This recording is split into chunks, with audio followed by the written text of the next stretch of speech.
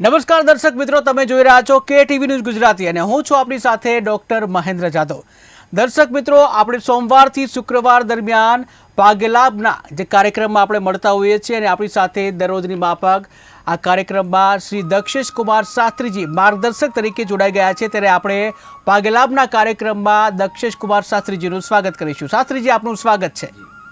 હર હર મહાદેવ. મહાદેવ. તો દર્શક મિત્રો, આપણે ભાગ્યલાભના કાર્યક્રમમાં તમારા અનેક જે પ્રશ્નો હોય છે, તમામ પ્રશ્નો જે છે તમામ પ્રશ્નોનું જ્યોતિષશાસ્ત્ર પ્રમાણે માર્ગદર્શન આપવામાં આવતું હોય છે અને જેમાં અલગ અલગ પ્રશ્ન તમે પૂછતા હો છો. ત્યારે આ સાથે જ એક દર્શક મિત્ર જોડાઈ ગયા છે. Hello hello hello. હા જી, નમસ્કાર. તમારા ટીવીનો અવાજ બંધ કરશો તો અમે સાંભળી શકીશું.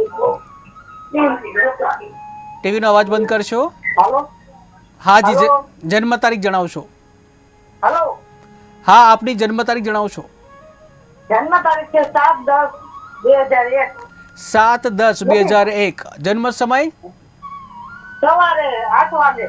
સવારે 8 વાગે. જન્મ સ્થળ જન્મ સ્થળ વાડકિયા. કયો જિલ્લો?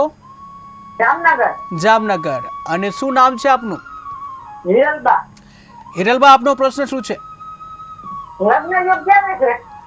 લગ્ન યોગ ક્યારે છે? લગ્ન થઈ નથી રહ્યા, લગ્ન યોગ ક્યારે છે? શાસ્ત્રીજી, દરરોજની માફક જે લગ્ન ક્યારે થશે આ પ્રશ્ન છે. જી, શિવાય ગુરવે નમઃ. આપનો ટીવીનો અવાજ ચાલુ છે. આપને લગ્ન યોગનો પ્રશ્ન છે કે લગ્ન ક્યારે થશે.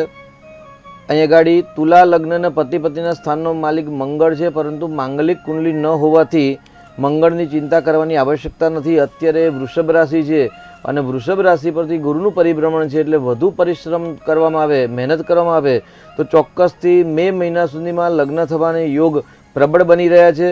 પરંતુ એ ગાડી ભાગ્યસ્થાનમાં જે રાહુ અને ગુરુનો ચાંડાલ યોગ છે, ચાંડાલ યોગ ભાગ્યમાં રૂકાવટ આવે છે. મળવાપાત્ર જે લાભ છે એ લાભની અંદર પણ રૂકાવટ કરતા એવું લાગી રહ્યું છે. તો સારા જ્યોતિષાચાર્યનો સંપર્ક કરીને કુંડલીનો ઊંડાણપૂર્વક અભ્યાસ કરાવી અને ચાંડાલ યોગનું નિરાકરણ કરાવી જો ગુરુવારના વ્રત કરશો તો ચોક્કસથી એવું કહી શકાય કે સામાન્ય કુંડલીના આધાર પર મે મહિના સુધી વિવાહના યોગ બની રહેલ છે. જી જી શાસ્ત્રીજી. શાસ્ત્રીજી, કહેવાય છે કે શ્રાવણ માસ એ પવિત્ર માસ છે અને જ્યાં અલગ અલગ વ્રત અને દિન વિશેષનું મહત્વ હોય છે. એ અંતર્ગત આવતીકાલે છે નાગ પાંચમ છે. કહેવાય છે કે નાગ પાંચમે નાગ દેવતાને પ્રસન્ન કરવામાં આવે તો ઘણા ફળ મળતા હોય છે. ત્યારે આ પ્રસંગે આપણે એ જાણવાની કોશિશ કરીશું કે નાગ કેટલા પ્રકારના હોય છે, કયા નાગ દેવતા છે તેની પૂજા કરવી જોઈએ, કયું મુહૂર્ત છે અને કયા ફળ પ્રાપ્ત કરી શકાય. કારણ કે નાગ દેવતા જે છે એ ભગવાન શિવનું આભૂષણ પણ છે. ત્યારે ભગવાન શિવના આભૂષણને જો પ્રસન્ન કરવામાં આવે તો ભગવાન શિવ પણ પ્રસન્ન થાય છે. ત્યારે આ વિશેષ દેવનું જે મહત્વ છે એ સમજાવો. આ સાથે જ કેટલા પ્રકારના નાગ હોય છે અને કયા મુહૂર્ત હોય છે. જગદગુરો નમસ્તુભ્યમ શિવાય શિવદાય ચ યોગીન્દ્રાણાંચ યોગીન્દ્ર ગુરુણામ ગુરવે નમઃ. તમામ વિદ્યાના અધિપતિ ભગવાન શિવ મહાદેવ, તેમના ચરણોમાં નમસ્કાર. અને પન્નગ ભૂષણમ એવું શબ્દ વાપર્યો છે કે ભાઈએ મહેન્દ્રભાઈએ બહુ સરસ વાત કરી કે જે પરમાત્મા શિવના જે આભૂષણ છે, આભૂષણ એગાડ એટલે ભગવાનના જે આભૂષણ જે સર્પ છે અને ત્યાં આગળ શબ્દ વાપરેલો શાસ્ત્રને કે પન્નગ ભૂષણમ. પન્નગ નામ નાગ, નાગના જે આભૂષણ ધારણ કરેલા છે. વંદે દેવ ઉમાપતિમ, જે ઉમાના પણ પતિ છે. વંદે જગત કારણ, આ સૃષ્ટિના આખા જગતના કારણભૂત છે, સંહારભૂત છે. અને પન્નગ ભૂષણ મૃગધરમ, જે મૃગચર્મ ધારણ કરે છે. અને વંદે મુકુંદ પ્રિય, જે નારાયણના પણ પ્રિય છે તેવા ભગવાન શિવજીના ચરણોમાં નમસ્કાર. આજે ચોથ સંકષ્ટી અને આવતીકાલે પ્રાતઃકાલે ચોથ અને ચોથ પછી પૂર્ણ થયા પછી ત્યાર પછી પંચમીનો પ્રારંભ. એટલે શાસ્ત્ર અનુસાર ક્યારેક મતાંતર છે કે ભાઈ ભેદ છે કે ભાઈ ચોથ ક્યારે કરવી, બોળ ચોથ. કેમ કે બોળ ચોથનું વિશેષ મહત્વ છે. એ દિવસે ગાય માતાની પૂજા વાછડા સાથે કરવાની છે. એટલે ગઈકાલે આપણે જે પ્રોગ્રામમાં ભાગ્યલાભમાં જાણ્યું કે ભાઈ ગાયનું દાન અને ગાયની પૂજાનું મહત્વ. એટલે આપણે ગઈકાલે જ કહેલું કે ભાઈ આ દુનિયામાં સૌથી શ્રેષ્ઠ જો ભાગ્યશાળી કોઈ સ્ત્રી પુરુષ હોય તો એ છે જે વ્યક્તિને કન્યાદાન કરવાનો લાભ મળે છે, અવસર પ્રાપ્ત થાય છે, અથવા તો ગૌદાન કરવાનો જેને અવસર પ્રાપ્ત થાય છે, એનાથી આ જીવનમાં સર્વશ્રેષ્ઠ ભાગ્યશાળી કોઈ વ્યક્તિ હોતા નથી. કેમ કે ગાવો મમગ્રત સંતુ ગાવો મેં સંતુ પુષ્ટત, ગાવો મેં હૃદય સંતુ, ગાવો મેં હૃદય, ગાવો નામ એ ગાય છે, હૃદય એટલે હૃદયની અંદર જે ઇન્દ્રિયો છે એ ઇન્દ્રિયોને ગૌ એટલે ઇન્દ્રિયો, ગૌ એટલે ગાય થાય. હૃદય સંતુ ગવામ મધ્યે વસામ્યહમ, અને જે ગાયના શરીરની અંદર જે 33 કરોડ એટલે 33 પ્રકારના જે આપણે ગઈકાલે વાત કરી જે દેવતાઓ રહે છે એ તમામ દેવતાઓની સેવા કરવાનો, તમામ દેવતાઓની પૂજા કરવાનો લાભ એક ગાયની સેવાથી મળતો હોય છે. વાછડા સાથે કરવાથી સંતાનની પ્રાપ્તિ થાય છે. ઘણા બધા ગામ અને પ્રાંત અને જ્ઞાતિ પ્રમાણે ક્યાંક કુલેડ હોય છે અથવા તો ક્યાંક શ્રીફળ વધેરતા હોય છે, અલગ અલગ પ્રકાર હોય છે, પરંતુ એ મુખ્ય ગાયની સેવાનો પ્રકાર છે બોળ ચોથના દિવસે. અને ત્યાર પછી પાંચમ એટલે નાગ પાંચમ, દર મહિને 2 પાંચમ આવે છે. અને પૂર્વે આપણે વાત કરી 2 અમાસના દેવતા પિતૃ છે, 14ના દેવતા મહાદેવજી છે. તેવી જ રીતે પાંચમ જે તિથિ છે, પાંચમ તિથિના માલિક છે નાગ દેવતા છે. જે બાળકનો જન્મ કાલસર્પ યોગમાં થયો હોય, વિશાખ્ય યોગમાં થયો કે અનિષ્ટ વિશ્વ ગઈ, તેવા લોકોએ પાંચમનું વ્રત કરવું જોઈએ. જી બિલકુલ, પાંચમનું વ્રત કરવું જોઈએ. દર્શક મિત્ર જોડાઈ ગયા છે. હાલો. હેલો. હાજી નમસ્કાર. હા નમસ્કાર. જન્મ તારીખ જણાવશો? જન્મ તારીખ 10/8/91. 10/8/1991. જન્મ સમય? જન્મ સમય એ યાદ નથી. જન્મ સમય તો જી બિલકુલ. જન્મ સ્થળ કયું છે? જન્મ સ્થળ જામનગર. જામનગર. અને શું નામ છે આપનું? દિવ્યરાજસિંહ. જી દિવ્યરાજસિંહનો પ્રશ્ન શું છે? લગ્ન યોગ તેનો ક્યારે છે? લગ્ન યોગ ક્યારે છે? જી શાસ્ત્રીજી, લગ્ન યોગ ક્યારે છે? 10/8/1991 નો તારીખ છે. અને આપને જી જી આપના ટીવીનો અવાજ બંધ કરશો તો અમે સાંભળી શકીશું. આપના ટીવીનો અવાજ બંધ કરશો તો સાંભળી શકીશું. જી શાસ્ત્રીજી. જી, આપને જન્મનો સમય ખ્યાલ ન હોવાથી આપણે ચંદ્રકુંડલી પર વાત કરીએ તો ચંદ્રકુંડલી પ્રમાણે અત્યારે સૂર્યની મહાદશા ચાલે છે અને ચંદ્ર છે કર્ક રાશિમાં છે, અમાસની છાયામાં જન્મ થયો છે અને પતિ પત્નીના સ્થાનમાં શનિ છે. અને મકરનો શનિ હંમેશા લગ્નમાં વિલંબ કરાવે, એટલે ગાડી વિલંબ બહુ થઈ ગયો છે કારણ કે 91માં જન્મ છે. તો આ વિલંબનું નિરાકરણ તો શનિનો ઉપાય કરશે તો વર્તમાનની અંદર જે 9 પંચમ યોગ સાથે જે વૃષભ રાશિમાં ગુરુ ચાલે છે અને કર્કનું ચંદ્ર છે એ ચોક્કસથી તમને ડિસેમ્બરથી મે મહિના સુધીમાં વિવાહ યોગ સર્જન કરે એવા યોગ છે. એટલે શનિદેવનો ઉપાય કરશો તો ચોક્કસથી વિવાહમાં સફળતા શીઘ્ર પ્રાપ્ત થશે. જી બિલકુલ શાસ્ત્રીજી. તો દર્શક મિત્રો, તમારા તમામ પ્રશ્નો છે તેનું સમાધાન જ્યોતિષ શાસ્ત્ર પ્રમાણે ભાગ્ય લાભના કાર્યક્રમમાં કરવામાં આવતું હોય છે. તો તમારા કોઈ પણ પ્રશ્ન હોય, ચાહે લગ્નનો પ્રશ્ન હોઈ શકે છે, વ્યવસાયનો પ્રશ્ન હોઈ શકે છે, અભ્યાસને લગતો પ્રશ્ન હોઈ શકે છે, કે પછી તમે ગમે એટલી મહેનત કરો છો છતાં સફળ નથી થતા, જો આવો પણ પ્રશ્ન હોય તો તેનો પણ સમાધાન ભાગ્ય લાભમાં કરવામાં આવશે, કે જ્યાં જ્યોતિષશાસ્ત્રના જે નિષ્ણાત માર્ગદર્શક એવા દક્ષેશ કુમાર શાસ્ત્રીજી દ્વારા માર્ગદર્શન આપવામાં આવશે. તો શાસ્ત્રીજી, આપણે નાગપાંચમના મહત્વ વિશે વાત કરતા હતા, પરંતુ એક પ્રશ્ન એ થાય છે કે નાગપાંચમનું જે મહત્વ એ તો છે જ, સાથે આ નાગપાંચમ કેમ ઉજવવામાં આવે છે? કોઈ દંતકથા કે શાસ્ત્રો પ્રમાણે શું ઉલ્લેખ છે? જી, અનંતમ વાસુકી શેષમ પદ્મનાભમ ચકંબલમ શંખપાલમ ધાતરાષ્ટ્રમ તક્ષકમ કાલિયમ તથા એતાની નવ નામાની નાગાનંચ મહાત્મનઃ સાયંકાલે પઠે નિત્યમ પ્રાતઃકાલે વિશેષત તસ્મૈ વિષ ભયમ નાસ્તિ સર્વત્ર વિજયી ભવેત. પહેલાં તો આ સરસ ભગવાનની સ્તુતિ બંધના છે અને એમાં સ્પષ્ટ ફલકથન કહ્યું છે કે સાયંકાલે પઠે નિત્યમ, જે રાત્રે કાલમાં જે પઠન કરે છે, પ્રાતઃકાલે પઠે નિત્યમ, જે સવારે કરે છે, પાઠ કરે છે, અથવા તો જે વ્યક્તિ મધ્યાહન કાલે આ 9 નાગના નામનો સ્તોત્રનો જે પાઠ કરે છે કે મંત્રનો જે શ્રવણ અથવા તો ચિંતન કરે છે કે પઠન કે પાઠન કરે છે, તસ્મૈ વિષ ભયમ નાસ્તિ સર્વત્ર વિજયી ભવેત. એમના જીવનમાં જે દુઃખરૂપી વિષ છે એ વિષનું ત્યાં આગળ ભગવાન નાગદેવ ગ્રહણ કરે છે અને સર્વત્ર વિજયી ભવેત, દરેક ક્ષેત્રની અંદર તેમનો વિજય થાય છે, તેમને યશ પ્રતિષ્ઠા અને સન્માનની પ્રાપ્તિ કરાવતા હોય છે. આપણે ચર્ચા હતી કે ભાઈ પાંચમના દિવસનો બાળકનો જન્મ થયો હોય તો અનિષ્ટકાલ હોય, અથવા તો જે વ્યક્તિની જન્મકુંડલીની અંદર વિશાખ્ય યોગ વિષયોગ થયો હોય તેવા વ્યક્તિઓએ પાંચમનું વ્રત કરવું જોઈએ. કેમ કે પાંચમ તિથિના સ્વામી નાગદેવતા છે અને નાગના અનેક પ્રકાર છે. અત્યારે જે આપણે મંત્રનું જે શ્રવણ કર્યું એમાં 9 નામ રખાયેલા છે. એમાં પહેલાં જે નાગ દેવતા છે એ નાગ દેવતાનું નામ છે અનંત, જે મુખ્ય નાગ છે અને નાગોના પણ રાજા છે. સર્વપ્રથમ આપણે વાત કરીએ નાગ દેવતાઓ રહે છે ક્યાં, કારણ કે જ્યાં સુધી એમનું રહેણાંક ખબર ના હોય, એમનું એડ્રેસ ખ્યાલ ના હોય ને ત્યાં સુધી આપણે કોના યજન કરીએ છીએ એ જ ખ્યાલ ના આવે. તો આપણે અત્યારે પૃથ્વી લોક પર રહી રહ્યા છીએ અને પૃથ્વી એવા ભૂમંડળ, ભુવમંડળ, સ્વમંડળ, જન, તપ, સત્ય, આવી રીતે 7 મંડળ છે અને બીજા નીચેના 7 લોક છે જેનું નામ છે તલ, અતલ, વિતલ, સુતલ, રસાતલ, મહાતલ અને પાતાલ. આપણે જે રક્ષાબંધનના પર્વના વિશે જ્યારે આપણે જ્ઞાન ગોષ્ઠી અને આપ દરેકે વ્યક્તિઓએ સાંભળી, કથા સાંભળી હશે. બલિરાજા ક્યાં છે? તો બલિરાજા પાતાલમાં છે અને અત્યારે જે દેવપોઢી શયની છે એટલે ભગવાન નારાયણ શયન કર્યા છે અને એક સ્વરૂપ નારાયણનું ત્યાં આગળ પાતાલ લોકની અંદર બલિરાજાને ત્યાં દ્વારપાલ તરીકે ગયા છે અને દ્વારપાલ તરીકે છોડાવવા માટે મહાલક્ષ્મીએ બલિરાજાને ભાઈ બનાવ્યા હતા. એટલે પાતાલ લોક પણ છે, એનું અહીં આગળ પ્રમાણ, શાસ્ત્ર પ્રમાણ છે. અને પાતાલ લોકના ઉપર એક લોક છે જે લોકનું નામ છે રસાતલ છે.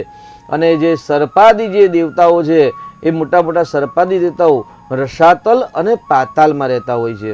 એટલે આપણે ઘણી વખત આપણે જઈને કે ભાઈ નાગ ક્યાં રહે, તો ભાઈ બખોલમાં રહે, જમીનના દરમાં રહે. જમીન એટલે એક જાતનું પાતાલ છે. એવું કહેવાય છે કે ભાઈ સૃષ્ટિની અંદર 84 લાખ યોની છે અને 84 લાખ યોનીમાં બધી યોનીમાંથી સર્વશ્રેષ્ઠ જો ક્રોધાયમાન યોની હોય ને, જો સર્પ યોની છે, સૌથી વધારે ક્રોધ આવતો હોય તો સર્પ દેવતાને આવતો હોય અને સૌથી વધારે જો ડરાવનો સ્વભાવ હોય ને તો પણ નાગ દેવતાનો હોય. એટલે જેવા વ્યક્તિ, જે વ્યક્તિની કુંડલીમાં સર્પ દોષ હશે, કાળ સર્પ દોષ હશે, વિષાખ્ય યોગ હશે, તો એવા લોકો ડરપોક પણ વધારે હશે અને ક્રોધી પણ હશે. એમના મુખની અંદર અવારનવાર જલ આવતું હશે. એમની જે જીભ છે એ જીભ એમને હોઠ પર ફેરવવાની આદત હશે. એમને એક જગ્યાએ સ્થિર થઈને બેસી ન શકતા હોય. એમનું માઇન્ડ પાવર એકાગ્રતા ના હોય. જે કામ કરે તે એ કામ અધૂરું મૂકી અને પાછા બીજા કામનો પ્રારંભ કરે. આવા બધા જે લક્ષણ દેખાતા હોય તો સમજી લો કે આ વ્યક્તિના જીવનમાં, આ વ્યક્તિની કુંડલીમાં કાળસર્પ યોગ અથવા તો સર્પ યોગ અથવા તો વિષયોગ બનેલો છે. એટલે નાગ દેવતાઓ હંમેશા રસાતલમાં રહે. હવે નાગ ઘણા બધા પ્રકારના છે. મહેન્દ્રભાઈ બહુ સરસ પ્રશ્ન પૂછ્યો કે ભાઈ કેટલા પ્રકારના નાગ છે, કારણ કે આજે મહેન્દ્રભાઈએ બહુ ઉત્તમ વાત કરી. ભાઈ એક જ પ્રશ્નની અંદર 10 પ્રશ્ન કર્યા છે અને આ 10 પ્રશ્નનો આપણે જવાબ આપણે આરામથી 5 દિવસ તો આપણે આ ભાગ્યલાભના પ્રોગ્રામમાં ચર્ચા કરીને તો પણ પૂર્ણ થાય નહીં એવો છે. પણ મુખ્ય આપણે ભાઈ નાગ લોક કેટલા છે અને નાગ દેવતા કેટલા છે અને એમાં મુખ્ય નાગ કેવા, તો મુખ્ય 9 નાગ છે અને 9 રાજા છે. જેમ કે સામાન્ય આપણે પૃથ્વી પર રહેતા હોઈએ છીએ અને જમીનમાંથી જે નીકળે છે એ નાગ છે, એ સર્પ છે. અને સર્પ અને નાગની અંદર અંતર છે એવું જાણવામાં આવ્યું છે. ક્યાંક તો પ્રમાણ નથી હોતા પણ શ્રદ્ધા વિશ્વાસ રૂપીણો કે જેટલી યોની છે એ બધી યોનીમાંથી મનુષ્ય એક વખત સર્પ યોનીમાં કમ્પલસરી જન્મ લઈને જવું પડતું હોય છે એવું સાંભળ્યું છે. અને આપણે તો સૌરાષ્ટ્ર આદિ પ્રદેશોમાં તાળિયા બેસાડતા હોય છે, સુરાપુરા હોય છે, સુરધન દાદા હોય છે, વાછડા હોય છે. એવું કહેવાય છે જે પિતૃઓ જે સર્પ યોનીમાં આવી અને પોતાના જમીનના, પોતાના બાળકોને, પોતાની જે સંપત્તિ છે એ સંપત્તિની રક્ષા કરતા હોય છે. એટલે મુખ્ય જે સર્પની શરૂઆત કરીએ ને તો ભાઈ એક સર્પ છે, એ સર્પ છે એ પિતૃ સર્પ છે. એ જે પિતૃઓ સર્પ યોનીમાં હોય છે. સર્પને દેવતા નથી કહેવાતા અને નાગને દેવતા કહેવાય છે. એટલે સર્પ અને નાગની અંદર અંતર છે. નાગ છે એ દેવ છે અને નાગલોકની નાગ માતા છે એ પાતાલ લોકની સામ્રાજ્ઞી છે. હવે આપણે વાત કરીએ ભાઈ 9 રાજા છે નાગલોકના. એટલે 14 લોકના મુખ્ય 9 રાજા છે. જે 14 લોક છે એમાં 14 લોકમાંથી મુખ્ય જે લોક છે એ જે સૂર્યલોકમાંથી જે કિરણો આવે છે, આપણે જે પ્રકાશને જગતને પ્રકાશિત કરે છે, વૈદિક જે મંત્રો છે યજુર્વેદ સંહિતાની અંદર એમાં જે સર્પ સૂક્ત છે એ સર્પ સૂક્તના જે બીજો મંત્ર છે, જા ઈખવો યાતુ ધાનાનન જેવા વનસ્પતિ રનુ જેવા વટેસુ શેરતે તેભ્યઃ સર્પેભ્યો નમઃ. આ જે સર્પ સૂક્તનો જે બીજો મંત્ર વૈદિક મંત્ર છે એ મંત્રનો સામાન્ય જો આપણે અર્થ કરીએ ને તો સૂર્યનારાયણના જે કિરણો જે પૃથ્વી પર આવે છે એ કિરણોની અંદર એક સર્પ રહેલો છે. એને સૂર્ય સર્પ પણ કહેવાય છે, સૂર્યનારાયણનો સર્પ કહેવાય છે અથવા તો એક ક્રોધી સર્પ કહેવાય છે. ત્યાર પછી એક મુખ્ય નાગ છે જેને કાલીય નાગ કહેવાય છે, જે યમુના નદીની અંદર, અને કાલી નાગ વિશે તો દરેક વ્યક્તિ જાણે છે. કાલીય નાગ એટલે ઇન્દ્રિયો. ત્યાં આગળ જે કાલી નાગનો જે યમુના તટની અંદર હતા અને જેના કારણે બધા ભયભીત હતા અને કૃષ્ણએ કાલીય નાગને નાથ્યો હતો, હણ્યો નહોતો. એટલે આગળ એવું કહેવાય છે કે ભાઈ સર્પ એટલે ઇન્દ્રિયો અને કાલિયો દમનોસ એવું કંઈક શબ્દ વાપરેલો છે શાસ્ત્રમાં કે ભાઈ નાગનું દમન થાય પરંતુ સર્પ મારણ ન થાય એટલે એને મારવું ન જોઈએ. અને દમન કરવું એટલે પોતાની ઇન્દ્રિયોનું સમન કરવું અને ઇન્દ્રિયો પર કંટ્રોલ કરવો. એટલે જે વ્યક્તિનો પોતાના ઇન્દ્રિયો પર કંટ્રોલ આવે ને એનો સર્વત્ર વિજયી ભવેત. એટલા સર્પ સૂક્તના પાઠ કરવાથી વિજય પ્રાપ્ત નથી થતો, પણ નાગ દેવતાનું જો સ્મરણ કરવામાં આવે અને પોતાની ઇન્દ્રિયોનું દમન કરવામાં આવે એટલે પોતાના ઇન્દ્રિયો પર કંટ્રોલ કરવામાં આવે ત્યારે જ હંમેશા સફળતા મળે છે, વિજયની પ્રાપ્તિ થાય. એટલી આગળ કહ્યું છે કે ભાઈ કાલિયો દમન શ્રી કૃષ્ણએ કર્યું હતો. એટલે 9મો નાગ છે એ કાલિય નામ છે. અને પહેલાં જે નાગ દેવતા છે અનંત નાગના અનેક ફણા. એટલે એવું કહેવાય છે કે ભાઈ દરેક નાગના અલગ અલગ ગોત્ર છે, દરેક નાગના અલગ અલગ કલરના નાગ દેવતા છે, એમના વર્ણ અલગ છે અને મુખ પણ અલગ છે. એટલે એવું કે ભાઈ સહસ્ત્ર ફણાયુતમ અનંતમ પ્રણમામ્યહમ. પહેલો જે નાગ દેવતા છે એ નાગનું નામ છે અનંત નામ છે. અને અનંત નાગને 1000 મુખ છે. હવે 1000 મુખવાળા અનંત નાગને નમસ્કાર. અનંતમ વાસુકી શેષમ. બીજો સર્પ છે એ વાસુકી નાગ દેવતા છે. વાસુકી વિશે પણ આપ બધા જાણો છો કે ભાઈ સમુદ્ર મંથન થયું ત્યારે સર્વપ્રથમ જે મેરુ પર્વતને મૂકવામાં આવ્યો, એક બાજુ દાનવો અને એક બાજુ દેવતાઓ, અને જે રસ્સી બનાવેલી એ રસ્સી હતી એ સર્પની હતી. અને સર્પ હતા એ તો વાસુકી નામના નાગ દેવતા હતા. એટલે પહેલા નાગ અનંત દેવતા, બીજા વાસુકી, અનંતમ વાસુકી. ત્રીજો નાગ છે એ શેષ નાગ. શેષ નાગ વિશે આપ સૌ કોઈ જાણો છો કે ભગવાન શ્રી હરિ નારાયણ છે એ રસાતલની અંદર અથવા તો સમુદ્રની અંદર ક્ષીરસાગરની અંદર અનંત નામના જે શેષનાગ નામના જે નાગ દેવતા છે એ નાગ દેવતા પર શૈયા કરી રહ્યા છે અને મા લક્ષ્મીજી નારાયણની ચરણની સેવા કરી રહ્યા છે. એટલે પહેલો નાગ અનંત, બીજો નાગ વાસુકી દેવતા અને ત્રીજા નાગ છે શેષનાગ. એટલે અનંતમ વાસુકી શેષમ પદ્મનાભમ ચકંબલમ. પછી ચોથા નંબરમાં જે પદ્મનાભ નામનો નાગ છે, અત્યારે આપણે બધા જ દક્ષિણની અંદર પદ્મનાભ દેવતાનું જે મંદિર છે અને ત્યાં આગળ જે ખજાના છે એ ખજાના પર નાગની ચોકી છે, સર્પા દેવતાઓની ચોકી છે. અને જે સર્પોની જે ચોકી છે એ પદ્મનાભ નામના નાગ દેવતા છે. એટલે પદ્મનાભમ અનંતમ વાસુકી શેષમ પદ્મનાભમ ચકંબલમ. પછી કંબલ નામનો નાગ છે. કંબલ નામનો નાગ બહુ જ ઝેરી છે અને એમના 300 મુખ છે. નેત્ર શત એવું કહ્યું ભાઈ 300 મુખવાળો જે નાગ છે અને એનો વર્ણ પણ કૃષ્ણ વર્ણ છે. અને એની ખાલી દ્રષ્ટિ પડવાથી પણ પ્રાણી માત્રનો જીવ ત્યાં નષ્ટ થતો હોય છે, એટલો ઝેરી હોય છે. એટલે એ નૈઋત્ય દિશાનો અને શીશમનો નાગ છે અને કૃષ્ણ વર્ણ છે. એટલે અનંતમ વાસુકી શેષમ પદ્મનાભમ ચકંબલમ. શંખપાલમ ધાતરાષ્ટ્રમ. શંખપાલ નામના નાગ દેવતા, ધાતરાષ્ટ્ર નામના, અને છેલ્લે નાગ છે તક્ષકમ કાલિયમ તથા. આજે આપણે મુખ્ય વાત કરવી છે તક્ષક નાગની. એટલે તક્ષકમ કાલિયમ તથા. તક્ષક નાગ વિશે પણ આપ સૌ કોઈ જાણો છો કે ભાઈ જ્યારે પરીક્ષિત રાજાના જન્મેજયની વાત છે ત્યારે તક્ષક નાગ એને કરડવાનો હતો અને એમણે સર્પાદી યજ્ઞ કર્યા અને સર્પાદી દરેક સર્પોની આહુતિ આપી દીધી. પરંતુ એનું જે મૃત્યુ કાલ મૃત્યુ હતું એમણે ભાગવત શ્રીમદ ભગવત કથાનું પણ ત્યાં શ્રવણ કર્યું સુખદેવજીના મુખથી. પરંતુ અંતે એક ફ્રૂટની અંદર કીડાના રૂપમાં ત્યાં તક્ષક નાગ આવી અને કરડવા આવ્યા, પરંતુ જે ભગવત ભક્તિનું જ્ઞાન કરીને મોક્ષ પામ્યા હતા. એટલે તક્ષક નાગ દેવતા છે એ ભગવાન શિવજીના કંઠની અંદર બિરાજમાન છે. અને ત્યાં આગળ જ મહેન્દ્રભાઈ સવારે જ કહ્યું કે પન્નગ ભૂષણમ મૃગધરમ. પન્નગ એટલે સર્પ, જેણે સર્પને ધારણ કર્યા છે તેવા ભગવાન શિવજીના ચરણોમાં નમસ્કાર કરીએ છીએ. જી શાસ્ત્રીજી, તો આપણે જે વાત કરીએ કે નાગપાંચમ બહુ વિશેષ મહત્વ હોય છે કે જ્યાં લોકોના મનમાં પણ અલગ અલગ પ્રશ્ન હોય છે કે નાગ દેવતાની જે નાગપાંચમ છે તો એમાં કેવી રીતે પૂજા કરવી જોઈએ, કયું મુહૂર્ત જે છે શ્રેષ્ઠ રહેશે. પરંતુ બીજો એક પ્રશ્ન એ થાય છે કે નાગ દેવતાને શા માટે દૂધ ચડાવવામાં આવે છે? શું આ પાછળ કોઈ દંતકથા છે? પયપાનમ ભુજંગાનમ કેવલમ વિષવર્ધનમ. એવું કહેવાય છે કે દૂધ છે ને એ અમૃત છે, પરંતુ જ્યારે દૂધને સૌથી વધારે હલાવવામાં આવે ને તો એ ઝેર થાય. હવે રે રે ચાતક સાવધાન મનસા. જ્યારે આકાશની અંદરથી અત્યારે મઘા નક્ષત્રને આજે સવારે જ પ્રાતઃ એક પંડિતજીનો કોલ આવ્યો હતો અને કહ્યું કે ગુરુજી હું આજે જે વરસાદ પડે છે વરસાદનું જે જલ છે મઘા નક્ષત્ર છે તેનું ગ્રહણ કરું. મેં કહ્યું ચોક્કસથી ગ્રહણ કરાય. મને પૂછવામાં આવ્યું કે ભાઈ એક જલ આપણે જો ઘરમાં રાખીએ તો વાસ્તુ દોષ દૂર થાય? મેં કહ્યું ચોક્કસથી વાસ્તુ દોષ દૂર થાય છે. જે મઘા નક્ષત્રનું જે પાણી છે એ પાણીનો જો સંગ્રહ કરવામાં આવે તો ચોક્કસથી વાસ્તુ દોષ દૂર થાય. પરંતુ શરત એટલી છે કે એ જલ છે એ પ્લાસ્ટિકમાં રાખવાનું નથી, કારણ કે પ્લાસ્ટિક એક નિષેધ વસ્તુ છે. પરંતુ કાચને જો બોટલમાં રાખવામાં આવતા આવે એટલે જે મઘા નક્ષત્રનું જે જલ પડે એ જલ જો મનુષ્ય પીવે તો એના શરીરમાં અમૃત થાય છે. જ્યારે સર્પ પીવે ત્યારે ઝેર થતું હોય છે. જ્યારે દરિયામાં એ જલ પડતું હોય અને માછલીના મુખમાં જો ડાયરેક્ટ જાય ને તો એ મોતી થતા હોય છે. એટલે પયપ્પાનમ ભુજંગાનમ કેવલમ વિષવર્ધનમ. ભગવાન નાગદેવને સર્પ દેવતાને હંમેશા દૂધ પ્રિય છે. જી હા, નાગ દેવતાને દૂધ પ્રિય છે. આ સાથે દર્શક મિત્ર જોડાઈ ગયા છે. હાલો જી નમસ્કાર. जी जन्म तारीख फिर से एक बार बोलिए. 27/3/1997. जन्म समय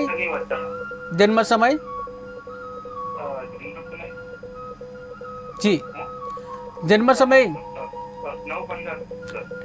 9:15 दिन और रात.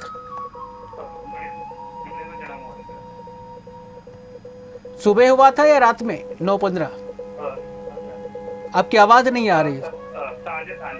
सांजे. जन्म स्थળ नडियाद. શું નામ છે આપનું? आपका नाम क्या है? सॉरी फिर से एक बार जी. और आपकी समस्या क्या है?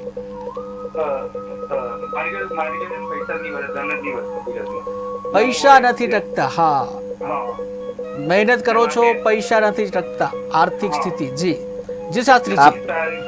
જી પૈસા આવીને જતા રહે છે. જી ટકતા નથી, સર્વપ્રથમ જતા તો રહે છે. આપને જણાવવાનું કે હંમેશા લક્ષ્મી તોય તરંગ ભંગ ચપલા એવો એક શાસ્ત્રમાં શબ્દ છે. લક્ષ્મી જે તરંગ છે અને ચંચલા પણ છે અને ચપલા પણ છે. એટલે લક્ષ્મી ક્યાંય સ્થિર રહેતી નથી. હંમેશા અર્થને આવવું અને અર્થને જવું એટલે વ્યવહાર કુશળ, પરંતુ માર્ગ આપણે નક્કી ભાઈ લક્ષ્મી કયા માર્ગે જવા દેવી. આપની કુંડલીની વાત કરીએ તો આપણી કુંડલીમાં વ્યય સ્થાનનો માલિક બુધ છે, 6ઠ્ઠા સ્થાનમાં છે અને પોતાના સ્થાનને જોવે છે. એટલે જે ગ્રહ પોતાના સ્થાનને જોવે તે સ્થાન બળવાન થાય અને તે સ્થાનમાં રહેલો ગ્રહ શુભત્વ હોય તો શુભ કલ્યાણ કરે અને અશુભત્વ હોય તો અશુભ કલ્યાણ કરે. તો આપના જે વ્યય સ્થાન છે, વ્યય સ્થાનનો માલિક બુધ છે, પોતાના સ્થાનને જોવે છે અને ત્યાં આગળ રાહુ છે. એટલે ચોક્કસથી તમારે ખર્ચ, અણધાર્યા ખર્ચ, અજાણ્યા ખર્ચ, અજ્ઞાનતાના ખર્ચ એટલે કોઈ કલ્પના જ ન કરી તેવા માર્ગે પૈસા જતા રહેતા હોય છે. તો અહીં આગળ તમારે બુધનું રત્નનું દાન કરવાનું છે. બુધનું રત્ન ધારણ કરવાનું નથી. ખાસ ધ્યાન રાખવાનું કે ભાઈ રત્ન, ઘણા બધા લોકો રત્ન ધારણ કરતા હોય છે, પણ ક્યારે રત્ન ધારણ કરવું જોઈએ, કયા સમય કરવું જોઈએ, અથવા તો રત્નનું દાન કરવું જોઈએ. તો આપ બુધનું રત્નનું દાન કરી શકો છો, મગનું દાન કરી શકો છો, પક્ષીઓની સેવા કરશો તો ચોક્કસ આપણે જે અર્થ જવાનો છે એ અર્થ યોગ્ય માર્ગે જાય તો પુનઃ પાછો આપને આવી જાય. અને એક વખત આપણી કુંડલીમાં જે અશુભ યોગ એટલે ગ્રહણ યોગ છે એનું નિરાકરણ કરાવશો, સમસ્યા હલ થશે ધીરે ધીરે. જી બિલકુલ. આ સાથે અન્ય દર્શક મિત્ર જોડાઈ ગયા છે. હાલો હાલો. તો સંપર્ક તૂટી ગયો છે. જી શાસ્ત્રીજી, આપણે જે વાત કરતા હતા કે નાગ દેવતાને દૂધ કેમ ચડાવવામાં આવે છે? જી, એટલે પયપ્પાનમ ભુજંગાનમ પેવલમ વિષવર્ધનમ. દૂધ પીવાથી હંમેશા ઝેર થતો હોય છે અને ઝેર અમૃત સમાન હોય છે. સામાન્ય શાસ્ત્ર પ્રમાણે એવું કહે ભાઈ કે આપણે બધા પગથી ચાલીએ છીએ. કોઈ આકાશમાં ગગન વિહાર કરી રહ્યા છે. દ્વિપદાનામ ચતુષ્પદાનામ, કોઈ 2 પગથી ચાલે, કોઈ 4 પગથી ચાલે. પરંતુ પેટે ચાલનાર જો પ્રાણી હોય તે સર્પ દેવતા છે. સર્પ દેવતા પેટથી ચાલે છે. અને મનુષ્યમાં કે 84 લાખ યોનિમાં એક જ યોનિ એવી છે સર્પ યોનિ, એનું આયુષ્ય કોઈ સમજી નથી શકતા. જી બિલકુલ. સર્પ યોનિનું કોઈ આયુષ્ય સમજી નથી શકતા. આ સાથે દર્શક મિત્ર જોડાઈ ગયા છે. હાલો હાલો જી નમસ્કાર. નમસ્કાર. મારા દીકરાનું પૂછવું છે. જી જન્મ તારીખ જણાવશો? 4/2/2007. 4/2/2007. જન્મ સમય? મોરબી. જી જન્મ સમય? 12:20. 12:20 રાત્રે કે દિવસે? દિવસનો. દિવસે બપોરે 12:20 બપોરે. દીકરાનું નામ શું છે? દીકરાનું નામ મનભાઈનો પ્રશ્ન શું છે? સરકારી મેડિકલમાં વારો આવી જાય છે કે નહીં આવે? 580 છે. 580. નીટનું ટોટલ 580 છે અને સરકારી મેડિકલમાં એડમિશન મળશે કે કેમ, આ પ્રશ્ન છે આપનો. જી જી શાસ્ત્રીજી. જી, બહુ સરસ પ્રશ્ન છે.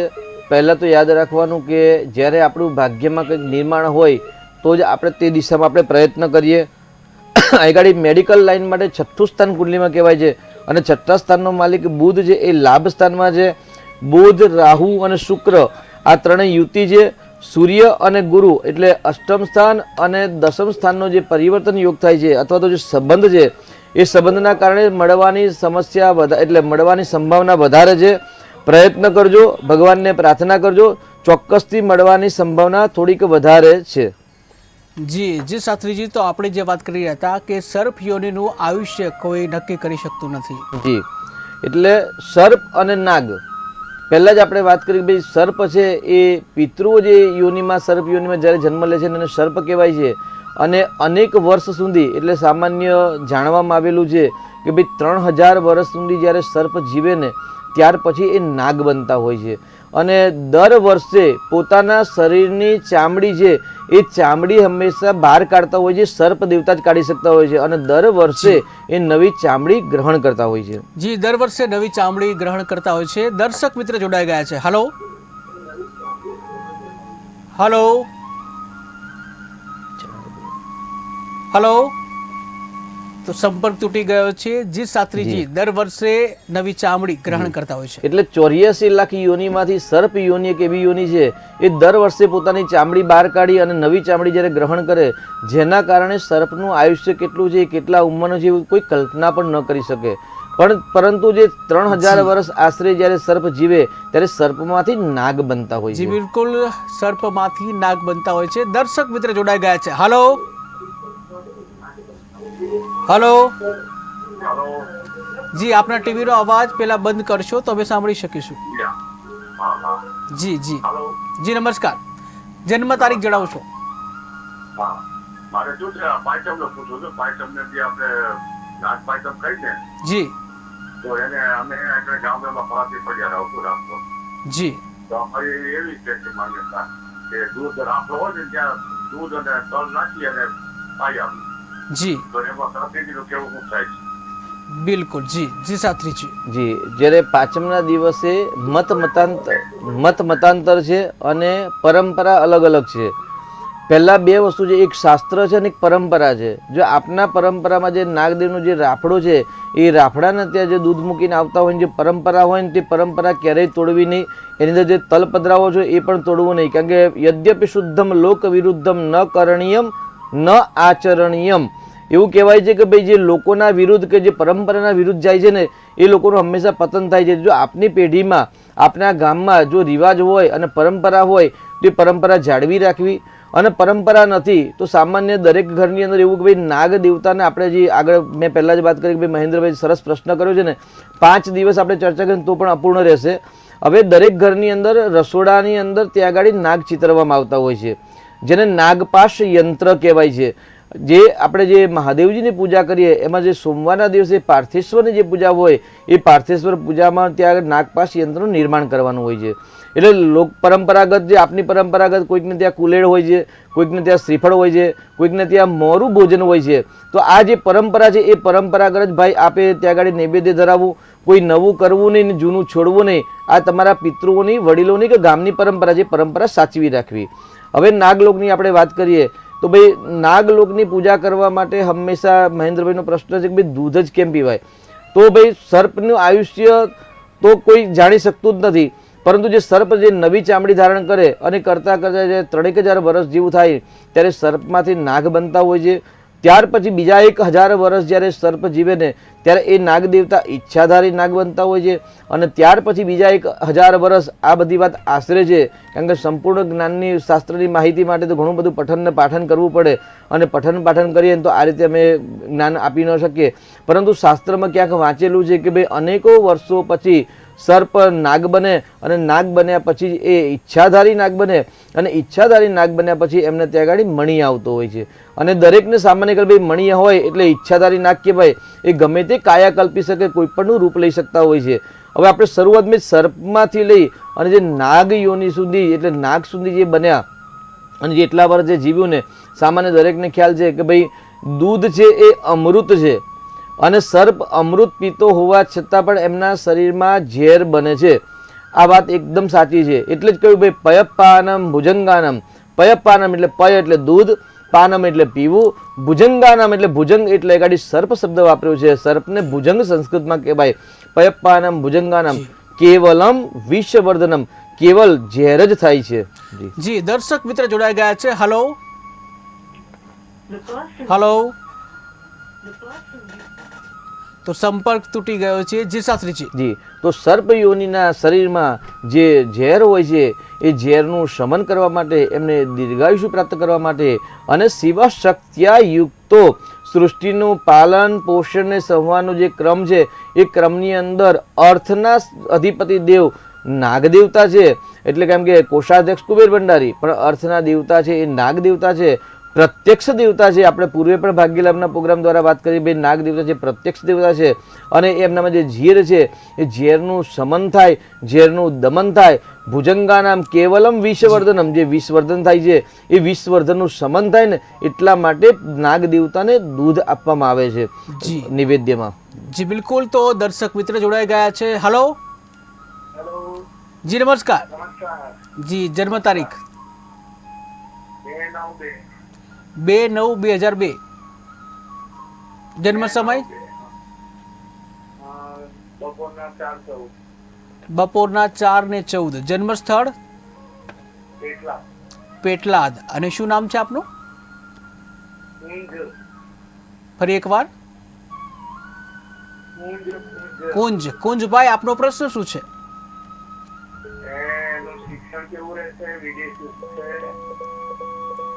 જી બિલકુલ. શિક્ષણ કેવું રહેશે, વિદેશ યોગ છે કે કેમ? જી શાસ્ત્રીજી. 2/9/2002 કુંજભાઈની જન્મ તારીખ છે અને શિક્ષણનો પ્રશ્ન છે ને પરદેશનો વિદ્યાભ્યાસ માટે પ્રશ્ન છે. તો એ ગાડી વિદ્યાસ્થાનમાં શુક્રની રાશિ છે અને શુક્રની રાશિમાં એ ગાડી શુક્ર સ્વગ્રહી કર્મસ્થાનમાં છે. એટલે જેવા કર્મ કરશે એવું એમને સંપૂર્ણ ફલ પ્રાપ્ત થશે. પરંતુ એ ગાડી વિદ્યાસ્થાનમાં શુક્રની રાશિમાં રાહુ ગ્રહ હોવાથી વિદ્યામાં બાધા આપે. ઊંડાણપૂર્વક કુંડલીનો જો અભ્યાસ કરાવશો તો કયા સમયમાં રાહુનો પિરિયડ આવે છે, જો એ પિરિયડ વર્તમાનમાં આવતો હોય તો ચોક્કસથી વિદ્યા અભ્યાસમાં અથવા તો સંતાનમાં બાધા આપશે. એ ગાડી પિતૃદોષ પણ કહી શકાય છે. એટલે ઉત્તમ વિદ્યા પ્રાપ્ત કરવા માટે આપણા જન્મના ગ્રહ પ્રમાણે રાહુનું દાન કરાવવું જરૂરી છે, રાહુની શાંતિ કરાવવી જરૂરી છે. અને વિદેશ ગમન તો ચોક્કસથી એ ગાડી યોગ બની રહ્યો છે. કેમ કે ચોથું સ્થાન છે એના માલિક મંગળ છે અને મંગળ અને સૂર્યની યુતિ અષ્ટમ ભાવમાં છે. અને અષ્ટમ ભાવને કુંડલી પ્રમાણે આપણે જે અત્યારે 14 લોકની વાત કરી એમાંથી 8મું સ્થાનને પાતાલ લોક કહેવાય છે. એટલે ચોક્કસ પરદેશ યોગ બની રહ્યો છે. પરંતુ તત્પૂર્વે સંપૂર્ણ કાલસર્પ યોગ બની રહેલો છે. એટલે કાલસર્પની પૂજા નિવારણ કરાવવાની જરૂર છે. કાલસર્પ યોગ રાજયોગ છે. આપણે અત્યારે નાગદેવના ચર્ચા જ કરીએ છીએ, એના જ્ઞાન ગોષ્ઠી કરી રહ્યા છે. તો આજની જો પ્રોગ્રામ છે પ્રોગ્રામ સંપૂર્ણ આપ નિહાળજો અને આવતીકાલે અથવા તો પરમ દિવસે સર્પની પૂજા કરશો. ચોક્કસથી આપણી કુંડલીમાં કાલસર્પ યોગ છે તો ભગવાનના આશીર્વાદની પ્રાપ્તિ થશે. જી બિલકુલ. અન્ય એક દર્શક મિત્ર જોડાઈ ગયા છે. હલો જી, નમસ્કાર. જી, જન્મ તારીખ જણાવશો? જી નમસ્કાર, જન્મ તારીખ જણાવશો? હા બોલો ને. જી, જન્મ તારીખ જણાવશો આપની? મારી જન્મ તારીખ 19/11. અને વર્ષ કયું છે? 2002. 19/11/2002. જન્મ સમય? જન્મ સમય 12 વાગ્યા પછી. 12 વાગ્યા પછી. દિવસે કે રાત્રે? દિવસે. દિવસે. અને જન્મ સ્થળ કયું છે? જન્મ સ્થાન ધોરાજી. ધોરાજી. જી. અને શું નામ છે આપનું? આરતી. આરતી, આપનો પ્રશ્ન શું છે? મારો પ્રશ્ન એ છે કે મારા જીવનમાં આગળ કેવું છે, મેરેજનું ક્યાં છે? જી, જીવનમાં કેવું છે, જીવન કેવું રહેશે, લગ્ન ક્યારે થશે, આ પ્રશ્ન છે આપનો. જી જી શાસ્ત્રીજી. 19/11/2002 નો જન્મ છે ને આપને જન્મનો ટાઈમ ખ્યાલ નથી, આપણે 12 વાગ્યા પછી કહ્યું. આપની કુંડલીમાં પણ એગાડી સંપૂર્ણ કાલસર્પ નામક યોગ બની રહેલો છે. એટલે જીવનની અંદર અપડાઉન તો ચોક્કસથી આવશે. 42 વર્ષ સુધી આપને સ્ટ્રગલ, સંકટ, કષ્ટનો સામનો કરવો પડશે. લગ્ન બાબતની જો વાત કરીએ તો 2026માં ગુરુ મહારાજ કર્ક રાશિમાં આવશે. ત્યારે જો આપ લગ્ન કરશો તો ચોક્કસથી આપને ઉત્તમ યોગ્ય પાત્ર પ્રાપ્ત થશે. આપની કુંડલીમાં પતિ પત્ની સ્થાનનો માલિક ગુરુ છે, ચંદ્ર છે અને ચંદ્રના ઘરમાં ગુરુ ઉચ્ચ અવસ્થાનો છે. એટલે બલવાન ગુરુ છે, પરંતુ કારકો ભાવનાશાય, ગુરુ જે સ્થાનમાં હોય સ્થાનનો કારક થઈને માધક બનતો હોય છે. એટલે થોડીક ઉતાવળ ન કરતા ખોટા નિર્ણયથી બચજો અને સારા પંડિતજીનો સંપર્ક કરી આપના માતા પિતાને જણાવી અને આપની કુંડલીમાં જે કાલસર્પ યોગ, અર્ધકાલસર્પ યોગ બને છે અને ગ્રહણ નામક યોગ બને છે અને અમાસની છાયામાં જન્મ થયો છે એનું નિરાકરણ કરાવશો. ચોક્કસ આપનું ભવિષ્ય અને ભાગ્ય બંને સારા છે. ખોટા નિર્ણયથી અને ખોટા સંપર્કથી બચજો. જી બિલકુલ. તો શાસ્ત્રીજી, જે પ્રમાણે આપણે કહ્યું કે નાગ દેવતાને દૂધ કેમ ચડાવવામાં આવે છે, તો આમાં એક દંત કથા પણ એક પ્રચલિત છે કે જેમાં મહાભારતનું જે યુદ્ધ થયું એ યુદ્ધ પછી પાંડવોએ અભિમન્યુનો પુત્ર પરીક્ષિતને રાજા બનાવ્યો હતો. અને ત્યારબાદ પાંડવો જે છે એ સ્વર્ગની યાત્રાએ નીકળ્યા હતા અને ત્યારબાદ જે કળિયુગ છે એનું આગમન થયું હતું. જી પરંતુ જે પરીક્ષિત રાજા છે આ પરીક્ષિત રાજાનું સર્પ કરડવાથી જી કે જ્યાં સર્પના કરડવાથી તેઓનું મૃત્યુ નીપજ્યું હતું.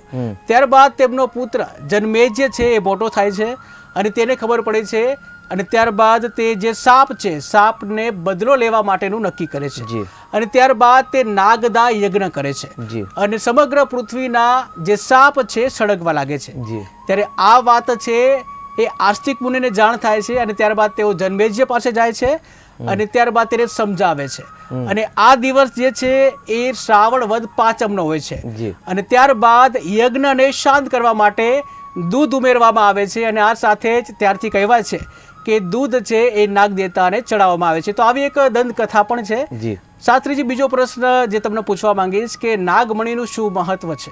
જી દંતકથા અને સત્યકથા. દંતકથા એટલે આપણે સાંભળેલી વાર્તાઓ કહી શકાય અને કથા એટલે શ્રીમદ ભગવત મહાપુરાણની અંદર આપણે પહેલાં જે પ્રોગ્રામ શરૂઆત કરીને ત્યારે જ આપણે કહ્યું ભાઈ જન્મેજય અને પરીક્ષિત રાજા સાથેનો સંબંધ છે.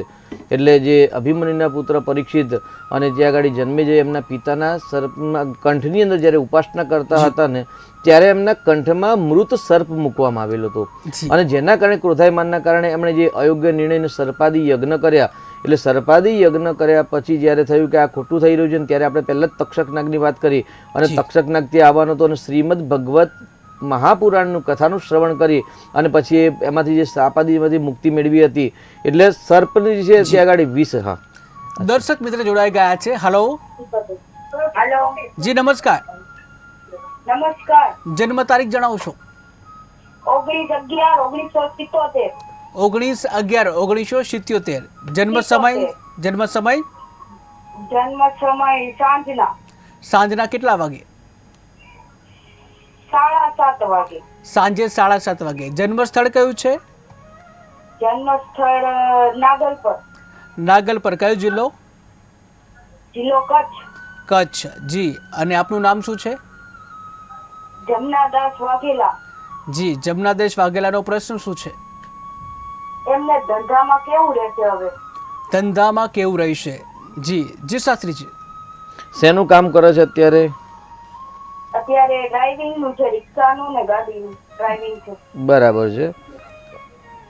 19/11/1977 તારીખ બરાબર છે ને? હા.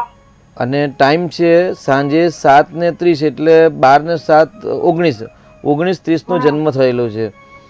અચ્છા, હવે ડ્રાઇવિંગનું કામ કરે છે એટલે ચોથું સ્થાન છે. ચોથું સ્થાનનો કારક ચંદ્ર છે અને ડ્રાઇવિંગના વ્યવસાયનું કારક ગ્રહ પણ ચંદ્ર છે. એટલે ચંદ્રની સ્થિતિ હંમેશા જોવી તો એ ઘડી ચંદ્ર કુંભ રાશિમાં છે અને 7:30 પનોતી પણ ચાલી રહી છે અને ચંદ્રની દ્રષ્ટિ પોતાના કારક ભાવ પર છે એટલે ચોક્કસ એ વ્યવસાય સારો છે. પરંતુ સૂર્યની રાશિ ત્યાં છે અને ત્યાં સૂર્યની રાશિમાં શનિ છે એટલે વાહન સાથે હંમેશા સાવધાનીપૂર્વક જો વર્તશે, કેમ કે 7:30 પનોતી ચાલે છે એટલે વર્તમાનનો સમય બળવાન નથી એટલે શાંતિપૂર્વક વાહન ચલાવવું એવી સલાહ છે. અને શક્ય હોય તો નિત્ય હનુમાનજી અથવા તો જે તમારા કુળદેવી દેવતા છે તેનું યજન કરી અને જો હંમેશા વ્યવસાય ચાલુ કરશે તો સફળતા તેમને વધારે પ્રાપ્ત થશે. જી બિલકુલ શાસ્ત્રીજી. તો આપણે જે દંતકથા અને સત્યકથા તેની વાત કરતા હતા. એટલે જન્મેજય અને પરીક્ષિતની રાજાની કહાની તો આપણે વધારે વાત કરીશું, પરંતુ ત્યાં આગળથી કલયુગનો પ્રારંભ થયો. પણ મુખ્ય વાત આપણાથી દૂધની વાત અને ત્યાર પછી આપણે મણી વિશે જઈશું કે ભાઈ મણી શું છે. પરંતુ દૂધ ત્યારથી જે પરંપરા આવી છે કે ભાઈ જ્યારે કોઈ પણ ઘરની અંદર જ્યારે યજ્ઞ થતા હોય એટલે યજમાન પૂછતા હોય છે કે ભાઈ ગુરુજી હવે આ ભસ્મ આપણે ક્યારે લેવાની, તો કહેવાય છે. જી દર્શક મિત્ર જોડાઈ ગયા છે. હલો હલો નમસ્કાર. આ લગ્ન યોગ માટે જોવાનું છે. જી બિલકુલ જણાવી દઈશું, પણ એ પહેલા જન્મ તારીખ જણાવવી પડશે. આ જન્મ તારીખ 26/7/2002. 26/7/2002. જન્મ સમય? જન્મ સમય જી 8:30. ફરી એક. સાંજે 7:30. 8:30. 8:30. જી લગ્ન યોગ માટે. જી. જન્મ સ્થળ કયું છે? જન્મ સ્થળ આંધોડા. કયો જિલ્લો? જિલ્લો અમદાવાદ. અમદાવાદ. બાવળા અમદાવાદ. જી જી. અને શું નામ છે જેનો પ્રશ્ન પૂછવા માંગો છો? જી કોનો પ્રશ્ન પૂછવા માંગો છો? નામ જણાવશો એમનું? હા, જાગૃતિ જાગૃતિબેન રણજીતભાઈ. જી જાગૃતિબેનનો પ્રશ્ન જણાવશો. જાગૃતિબેન જી એમનો પ્રશ્ન જણાવશો જાગૃતિબેનનો. લગ્ન યોગમાંથી. લગ્ન યોગ ક્યારે થશે? જી જી શાસ્ત્રીજી. જાગૃતિબેનની લગ્ન યોગમાંથી. જાગૃતિબેનનો લગ્ન માટેનો પ્રશ્ન છે તો લગ્ન 24મા વર્ષે લગ્ન થાય, 27મા વર્ષે લગ્ન થાય અને 28મા વર્ષે લગ્ન થાય. કેમ કે જાગૃતિબેનની જે આપે તારીખ બતાવી તારીખ પ્રમાણે મકર લગ્ન છે અને પતિ પતિના સ્થાનમાં ત્યાં ગુરુ ઉચ્ચનો છે, સાથે કર્ક રાશિનો નીચનો મંગળ છે. એટલે સામાન્ય માંગલિક કુંડલી પણ કહી શકાય. એટલે મંગળનું રત્ન ધારણ કરવાની જરૂર છે. મંગળવારના વ્રત કરે, ગુરુવારના દાન કરશે. ચોક્કસથી 24મા વર્ષે લગ્ન યોગ થાય અને સાથે સાથે જાગૃતિબેનની કુંડલીમાં કાલસર્પ નામક યોગ બની રહેલો છે. તો કોઈક સારા જ્યોતિષાચાર્યનો સંપર્ક કરી અને આ યોગનું નિરાકરણ કરાવશો, સફળતા આપને સમય સાથે પ્રાપ્ત થશે. જી બિલકુલ શાસ્ત્રીજી. તો આપણે જે વાત કરતા હતા દંતકથા સત્યકથા, જી. એમાં જે યજ્ઞ છે એમાં દૂધનો ઉપયોગ કરવામાં આવે. એટલે ત્યાર પછી એ જે સર્પાદી જે યોગ થાય એટલે સર્પને હંમેશા અગ્નિ સંસ્કાર, જેમ કે આપણે હિન્દુ સનાતન ધર્મમાં 16 સંસ્કાર છે અને અગ્નિ સંસ્કાર કેવલ મનુષ્યને જ આપવામાં આવે છે. બાકી દરેક યોની હોય એટલે પશુ પક્ષી હોય બધાને ત્યાં આગળ ખાડા કરી અને જમીનમાં દાટવામાં આવતા હોય છે.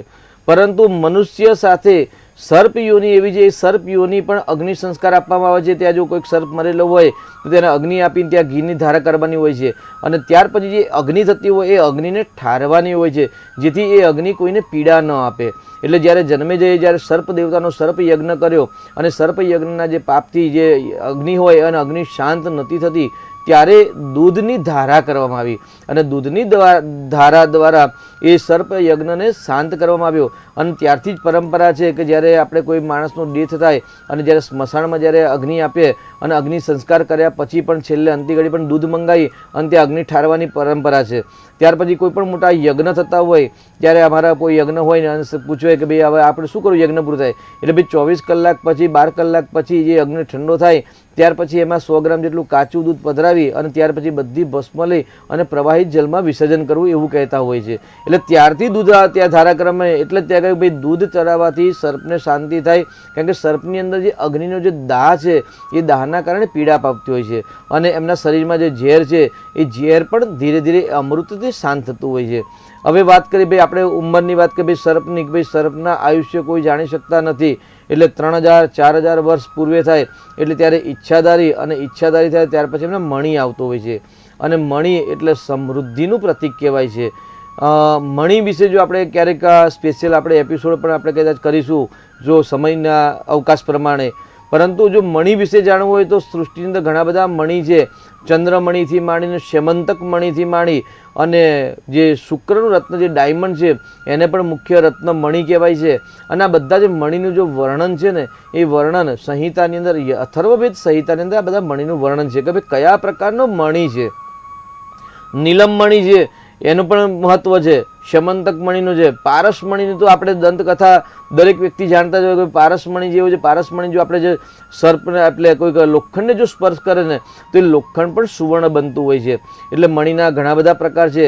એટલે કયા નાગ દેવતા કયા લોકના છે અને એ લોક પ્રમાણે તેમને અલગ અલગ મણી પ્રાપ્ત થતા હોય છે. પરંતુ આજે આપણે પહેલો જે પ્રશ્ન મહેન્દ્રભાઈનો હતો ભાઈ સર્પ કયા કયા, આપણે મુખ્ય 9 નાગ તો જાણે કે ભાઈ 9 રાજા છે મુખ્ય. હવે દાખલા કે આજે 2-3 કુંડલી આવી એ દરેક કુંડલીની અંદર આપણે કાલસર્પ નામક યોગ કયો તો એ વ્યક્તિની કુંડલીમાં કયો સર્પ દોષ છે. કાલસર્પ દોષ તો છે જ પણ એ કાલસર્પ દોષ કયા પ્રકારનો છે, કયા નાગનો છે, કયા યોનિનો છે નાગ, કયા લોકનો નાગ છે. તો બ્રહ્મલોકે ચય સર્પા શેષ નાગ પુરોગમા, જે બ્રહ્માનું જે લોક છે એ બ્રહ્માના લોકનો નાગના દોષ છે. વિષ્ણુ લોકે ચય સર્પા વાસુકી પ્રમુખાશ્રય, વિષ્ણુના લોકનો નાગ છે. રુદ્રલોકે ચય સર્પા, તો ભાઈ રુદ્રલોકના નાગ છે એ નાગનો દોષ છે. આપણે કાલસર્પની વાત તો કરતા હોય ભાઈ દરેકની કુંડલીમાં કાલસર્પ નામક યોગ છે પણ કયા નાગનો દોષ છે. વૈદિક જ્યોતિષ પરંપરા પ્રમાણે જોઈએ તો પહેલા યાદ રાખવાનું ભાઈ કાલસર્પ યોગ એટલે કેવલ ને કેવલ રાજયોગ છે, કોઈ અનિષ્ટ યોગ નથી. તેનાથી ડરવાની કોઈ આવશ્યકતા જ નથી. જી બિલકુલ. દર્શક મિત્ર જોડાઈ ગયા છે. હાલો જી નમસ્કાર. નમસ્કાર, અમારા વિશે પૂછવાનું છે. જી બિલકુલ. જન્મ તારીખ જણાવો. 25/4/74. 25/4/1974. જી જી જન્મ સમય જન્મ સમય જી 2:45 2:45 સવારના સવારે. ઓકે. જન્મ સ્થળ કયું છે? ખાનગઢ થાનગઢ. અને શું નામ છે આપનું? ભાવના. ભાવનાબેન, આપનો પ્રશ્ન શું છે? તો એક બીમારી જાય ને એક બીમારી આવ્યા જ કરે, એક પતે ને તો બીજી ઊભી જોઈએ. અચ્છા, એક બીમારી આવે છે, પૂરી થાય ત્યારે બીજી બીમારી આવી જાય છે. હા. જી, આરોગ્યનો પ્રશ્ન છે આપનો. જી શાસ્ત્રીજી. 25/4/1974 આપની જન્મ તારીખ આપે જણાવી છે અને મધ્યરાત્રિએ 2:45 બરાબર છે ને? હા. જી. અને જન્મ સ્થળ છે થાનગઢ છે અને પ્રશ્ન છે આરોગ્યનો કે ભાઈ આરોગ્યના પ્રશ્નો વારંવાર અવારનવાર કંઈક ને કંઈક બીમારી ચાલ્યા જ કરે છે. આપની કુંડલીમાં આપના જે તનુભાવ છે એટલે શરીરનો માલિક છે એ કુંભ રાશિ છે અને કુંભ રાશિનો માલિક શનિ થાય છે. શનિ મંગળ સાથે બંધન નામક યોગ બની રહ્યું છે. છઠ્ઠું સ્થાન કુંડલીમાં રોગ શત્રુ સ્થાન કહેવાય એટલે આધિ અને 8મું સ્થાન જે વ્યાધિ કહેવાય અને 12મું સ્થાન જે ઉપાધિ કહેવાય એટલે આપના જીવનમાં વ્યાધિ અવારનવાર આવ્યા કરે છે. તો એનો માલિક પણ બુધ છે એટલે જે ખરાબ યોગના કારણે આ પ્રશ્ન થાય છે. અને સુખ સ્થાનની અંદર મનનો કારક ચંદ્ર છે એ ચંદ્ર અને કેતુની જે યુતિ છે જે ગ્રહણ યોગ છે એ બીમાર બનો છો અને સાથે સાથે માનસિક બીમારી પણ આપની વધતી જતી હોય છે. એટલે સર્વપ્રથમ તો આપણે ડૉક્ટરની સલાહ પ્રમાણે દવા કરો. કોઈક સારા વાસ્તુશાસ્ત્રનો હોય ત્યાં ગાડી થાનગઢમાં રાજુભાઈ શાસ્ત્રીજી સારા જ્યોતિષાચાર્ય છે, ભાગવત કથાકાર છે, તો શક્ય હોય તો એમને બોલાવીને ઘરનું વાસ્તુ કન્સલ્ટિંગ કરાવી અને જે કુંડલીમાં જે ખરાબ યોગ બને છે એનું નિરાકરણ કરાવશો. ભગવાન શિવજીની અત્યારે શ્રાવણ માસ ચાલી રહ્યો છે તો ડાભના જલ દ્વારા જો અભિષેક કરશો અથવા તો બ્રાહ્મણ દેવતાઓને ઘરે બોલાવી અને જો રુદ્રાભિષેક કરાવશો ચોક્કસથી આપને આ જે વ્યાધિની સમસ્યા છે રોગની એમાંથી પરમાત્માના આશીર્વાદથી આપને મુક્તિની પ્રાપ્તિ થશે. જી બિલકુલ શાસ્ત્રીજી. નાગ દેવતાના ઇતિહાસને એ તો ઘણા પ્રશ્નો છે જી. પરંતુ આવતીકાલે જે નાગ પાંચમી છે તો દર્શકો એ જાણવા માંગે છે તો આવતીકાલે કયું મુહૂર્ત શ્રેષ્ઠ રહેશે જી. અને પૂજા વિધિ કેવી રીતે કરવી? જી. યદ્યપિ જી, આ સાથે એક દર્શક મિત્ર જોડાઈ ગયા છે. હેલો જી, નમસ્કાર. નમસ્કાર. જી, જન્મ તારીખ જણાવશો? 25/5/1976. 73. જી. જન્મ સમય? 12:15. 3 વાગે. હા, 12:15 સવારમાં. સવારે 12:15 વાગે. હા. જી. અને જન્મ સ્થળ કયું છે? ડાકોરની બાજુમાં. ડાકોરની બાજુમાં. કયો જિલ્લો? ખેડા જિલ્લો. ખેડા. જી. શું નામ છે આપનું? પ્રવીણ. પ્રવીણભાઈ, આપની સમસ્યા શું છે? આ ધંધા માટે પૂછ્યું. ધંધો ચાલતો નથી. હા, ધંધો ચાલતો નહીં. જી બિલકુલ. જી શાસ્ત્રીજી. 25/5/1973 છે. શેનો વ્યવસાય છે આપનો ધંધો? કાલ બધા ધંધા કઈ નાખ્યો પણ નથી મેળ પડતો. નહીં તો એક જ ધંધો કરવાનો. હંમેશા કાર્યક્ષેત્ર ક્યારેય બદલવાનું નહીં. હંમેશા તમે કાર્યને જો સમય આપશો તો ચોક્કસથી એક દિવસ તમને કાર્ય હંમેશા ફળ આપશે. એટલે ક્યારેય વ્યવસાય બદલવો નહીં. એક કાર્યમાં સફળતા મળે. અને ઘડી આપની કુંડલીમાં સંપૂર્ણ કાલસર્પ યોગ છે જેના કારણે આપનું જીવન કન્ફ્યુઝન છે ને વારે ઘડી આપ બદલી કરો છો. જ્યાં લાભ દેખાય ત્યાં તમે વ્યવસાય ચાલુ કરો છો એટલે સ્વાભાવિક તમારો સ્વભાવ થોડોક લોભી અને લાલચી પણ હોઈ શકે એવું કહી શકાય. આપની કુંડલીમાં શનિ અને સૂર્યનો શ્રાપિત દોષ થયો છે. એ શ્રાપિત દોષના કારણે 5મા દોષ એટલે 5મું સ્થાન એટલે બુદ્ધિ સ્થાન છે. બુદ્ધિ સ્થાનમાં રાહુ છે એટલે આપની બુદ્ધિ ભ્રમિત રહ્યા કરે છે. તો આ કાળસર્પનું નિરાકરણ કરાવશો, બંધન દોષનું નિરાકરણ કરાવશો અને રોજ નિત્ય પીપળાના વૃક્ષ પર જલ ચડાવજો. વિષ્ણવે નમઃ બોલી અને તમારા જે પિતૃ છે પિતૃને યાદ કરીને જલ ચડાવશો તો પિતૃના આશીર્વાદથી આપના જીવનમાં પરિવર્તન આવશે. જી બિલકુલ. આ સાથે અન્ય જે દર્શક મિત્ર જોડાઈ ગયા છે. Hello hello. જી, નમસ્કાર. નમસ્કાર. જન્મ તારીખ જણાવશો? 20/7/95. 20/7/1995. હા. જન્મ સમય? 5:30 વાગે. સવારે કે સાંજે? સાંજે. જન્મ સ્થળ? ગોધરા. ગોધરા. અને શું નામ છે આપનું? આકાશ ત્રિમાળી. આકાશભાઈનો પ્રશ્ન શું છે? સંતાન એમનો બાળકો લગ્ન તો થઈ ગયું પણ બાળકો સંતાન સુખ ક્યારે છે? લગ્ન થઈ ગયા છે, સંતાન પ્રાપ્તિ નથી. જી શાસ્ત્રીજી. 20/7/1995 જન્મ છે અને સંતાનનો પ્રશ્ન છે. તો સામાન્ય આપણે એક વ્યક્તિની કુંડલી પરથી હંમેશા સંતાનનું પરફેક્ટ પ્રિડિક્શન ન કરી શકીએ. તો જે ટીવી સ્કીમમાં જે બીજો નંબર છે એ વોટ્સઅપ નંબર છે, એ વોટ્સઅપ નંબર દ્વારા દીકરાને વહુની કુંડલીનો અભ્યાસ કરાવી અને નિર્ણય કરશો. પરંતુ દીકરાની કુંડલી પર જોઈએ તો 5મું સ્થાન જે સંતાન સ્થાન છે, સંતાન સ્થાનમાં ચંદ્રકેતુ નામક ગ્રહણ યોગ બની રહ્યો છે. એ ગ્રહણ યોગ હંમેશા સંતાનમાં બાધા આપે, પિતૃદોષ છે, પિતૃદોષ પણ બાધા આપે. કારણ કે સંતતિ અને સંપત્તિ હંમેશા પિતૃદેવતા આપતા હોય છે. એટલે પિતૃદોષ અને ગ્રહણ દોષના કારણે સંતાનમાં બાધા આવે એવું દેખાઈ રહ્યું છે. પ્રાઇમરી સ્ટેજ પર ઊંડાણપૂર્વક પતિ પત્નીની કુંડલી જોઈ અને શુક્ર અને 5મું સ્થાન અને 8મું સ્થાન કેવું છે એ જોયા પછી જ આપણે પ્રોપર નિર્ણય આપી શકીએ. પરંતુ આ કુંડલીમાં વૃશ્ચિક રાશિનો ગુરુ છે એટલે સંતાન થશે, બિલકુલ ચિંતા કરવાની જરૂર નથી. એક અભ્યાસ કરાવવાની જરૂર છે અને ત્યાર પછી એનો ઉપાય કરવાની જરૂર છે. જી બિલકુલ. આ સાથે અન્ય દર્શક મિત્ર જોડાઈ ગયા છે. હેલો. જી નમસ્કાર. હું આજુબાજુથી બોલું. જી આપની જન્મ તારીખ જણાવશો?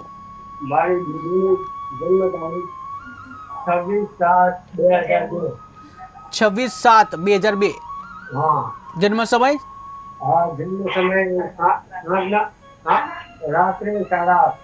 રાત્રે 8:30 વાગે. જન્મ સ્થળ? બાવળા.